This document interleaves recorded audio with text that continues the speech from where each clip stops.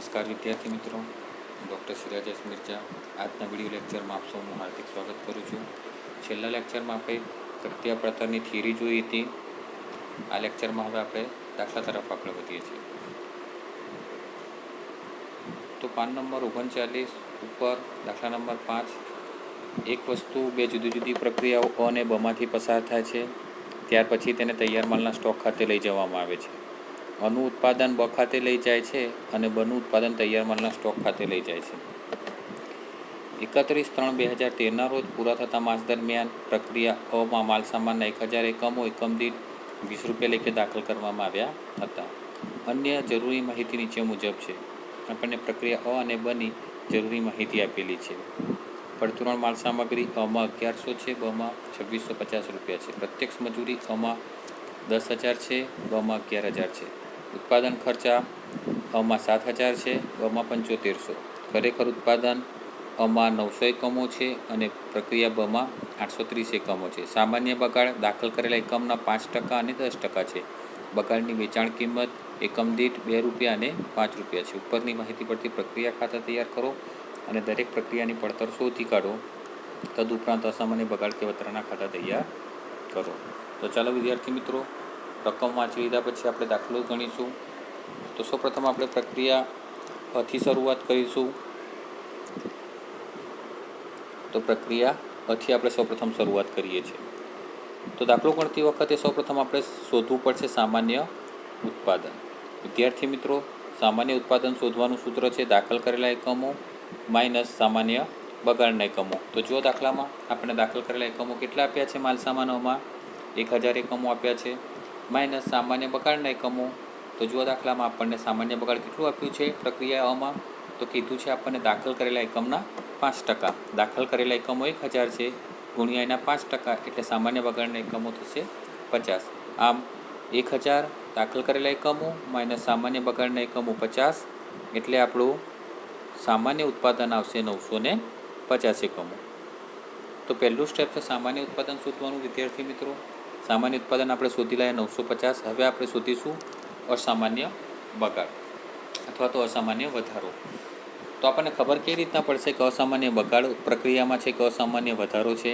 તો જ્યારે સામાન્ય ઉત્પાદન ખરેખર ઉત્પાદન કરતાં વધુ હશે ત્યારે આપણને અસામાન્ય બગાડ મળશે, અને જ્યારે ખરેખર ઉત્પાદન વધુ હશે સામાન્ય ઉત્પાદન કરતાં તો આપણને અસામાન્ય વધારો મળશે. અહીં દાખલામાં આપણું સામાન્ય ઉત્પાદન 950 એકમો છે અને ખરેખર ઉત્પાદન દાખલામાં આપ્યું છે આપણને 900 એકમો.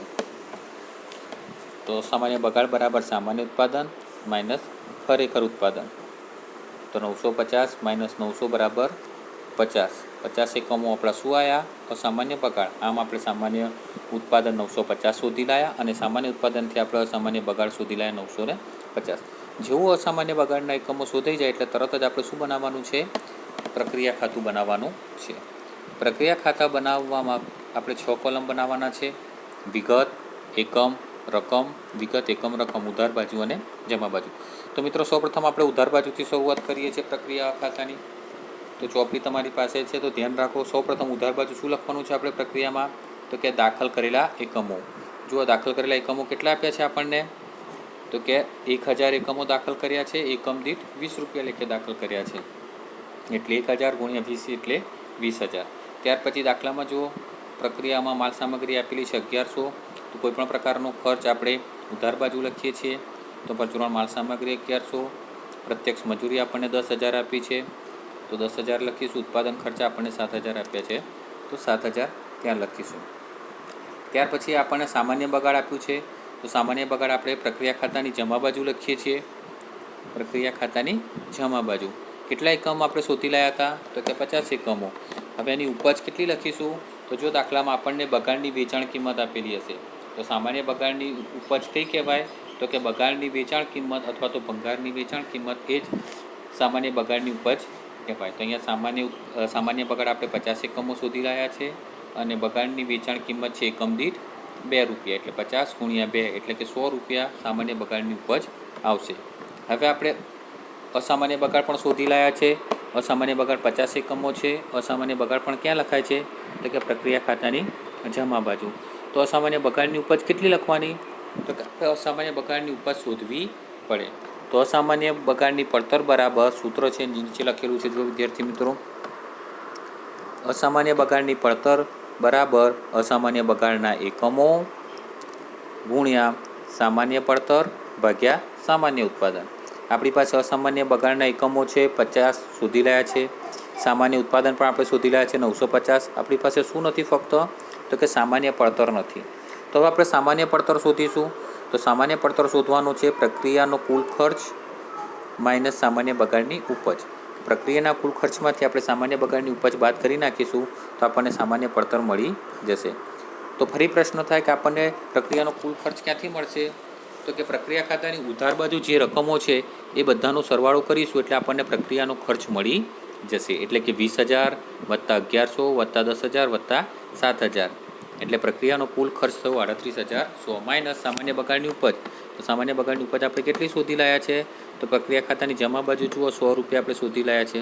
તો 38,000 માઇનસ 100 બરાબર સામાન્ય પડતરની ઉપજ આવશે, સામાન્ય પડતર આવશે 38,000. હવે આપણી પાસે શોધી કાઢીએ આપણે અસામાન્ય બગાડની પડતર. તો પડતર બરાબર 50 એકમો ગુણ્યા 38,000 ભાગ્યા 950 એટલે અસામાન્ય બગાડની ઉપજ આવશે અથવા પડતર આવશે 2,000. તો આપણે પ્રક્રિયામાં લખી દઈશું સામાન્ય બગાડની પડતર 2,000. હવે આપણે પ્રક્રિયા ખાતું બંધ કરીએ છીએ. ઉધાર બાજુનો સરવાળો કરી દીધો 38,100, એકમોનો સરવાળો કરી દીધો 1,000, જમા બાજુ મૂકી દઈશું એકમમાં 1,000, રકમમાં 38,100. જોઈએ તફાવત કેટલો આવે છે? તો કે રકમનો તફાવત આવે છે 36,000 અને એકમનો તફાવત આવે છે 900. એ તફાવત છે આપણે ક્યાં લઈ જઈશું? પ્રક્રિયા બ ખાતે. તો મિત્રો આમ આપણે જોયું કે આપણે જે તફાવત આવે છે ક્યાં લઈ જઈએ છીએ? બીજી પ્રક્રિયા ખાતે. તો પ્રક્રિયા બ ખાતે લઈ ગયા છે. હવે આપણે શું બનાવીશું? તો કે પ્રક્રિયા બનું કામકાજ ચાલુ કરીશું આપણે. તો પ્રક્રિયા બ માટે પણ સૌપ્રથમ એ જ સ્ટેપ અનુસરવાના છે. સૌપ્રથમ આપણે શોધીશું સામાન્ય ઉત્પાદન. સામાન્ય ઉત્પાદન બરાબર દાખલ કરેલા એકમો માઇનસ સામાન્ય બગાડ. તો 900 માઇનસ સામાન્ય બગાડ દાખલામાં કેટલું આપેલું છે? તો કીધું છે 10%. તો દાખલ કરેલા એકમોના 10%. તો અહીંયા આપણને દાખલ કરેલા એકમો આપ્યા નથી, પરંતુ જે પ્રક્રિયા બ ખાતે લઈ ગયા છે એ જ એ દાખલ કરેલા એકમો કહેવાય. એટલે 900ના 10% એટલે 90. તો 900 માઇનસ 90 બરાબર સામાન્ય ઉત્પાદન આવી ગયું 810. સામાન્ય ઉત્પાદનથી આપણે શું શોધી નાખીશું?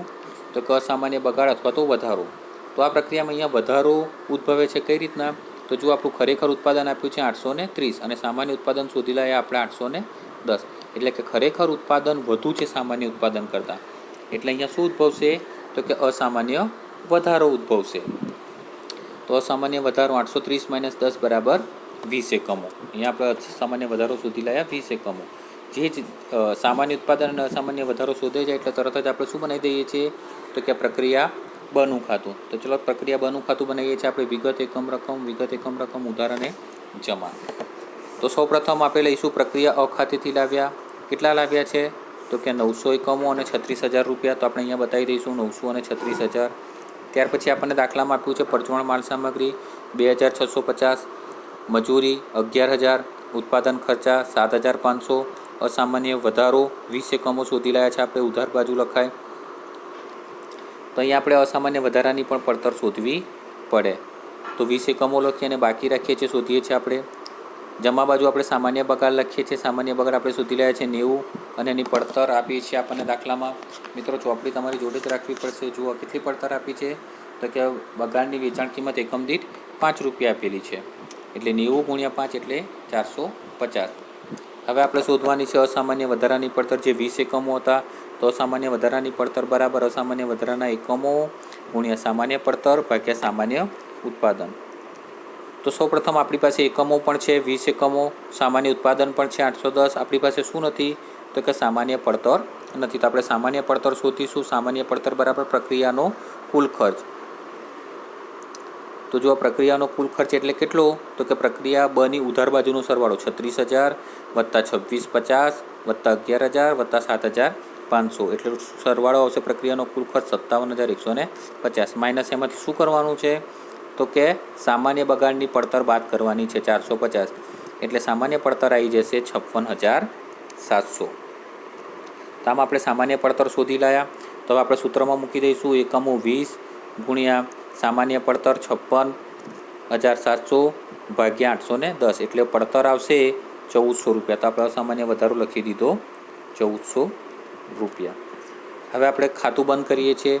તો સૌપ્રથમ ઉધાર બાજુ એકમો 920, રકમનો સરવાળો 58,510 એ આપણે ક્યાં મૂકી દઈશું? જમા બાજુ મૂકી દઈશું. 920 અને 58,550. હવે જે તફાવત આવશે એ આપણે ક્યાં લઈ જઈશું? તો કે તૈયાર માલ ખાતે લઈ જઈશું. તો 58,550માંથી 450 બાદ કરતાં રકમનો તફાવત આવ્યો 58,100. 920માંથી 90 બાદ કરતાં તફાવત આવ્યો 830. તો આપણે ક્યાં લઈ જઈશું? હવે આગળ કોઈ પ્રક્રિયા કરવાની નથી એટલે લઈ જઈશું આપણે તૈયાર માલ ખાતે.